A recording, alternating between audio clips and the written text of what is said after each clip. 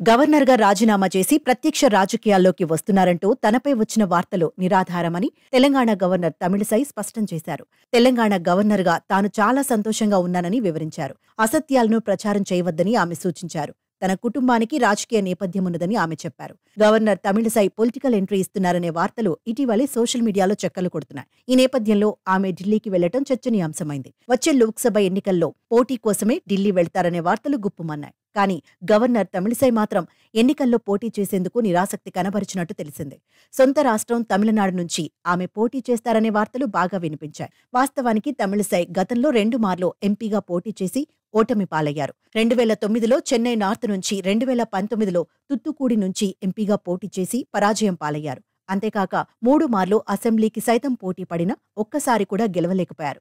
అయితే పార్టీకి ఆమె చేసిన సేవలను దృష్టిలో పెట్టుకుని 2019లో కేంద్రంలోని బీజేపీ సర్కార్ ఆమెను తెలంగాణ గవర్నర్గా నియమించింది. 2021 నుంచి పుదుచ్చేరి లెఫ్టినెంట్ గవర్నర్గా కూడా అదనపు బాధ్యతలను తమిళిసైకి అప్పగించారు. రాజ్యాంగబద్ధమైన పదవిని వదిలిపెట్టి ఆమె ప్రత్యక్ష రాజకీయాల్లోకి వస్తున్నారన్న ప్రచారం మాత్రం బాగా జరిగింది.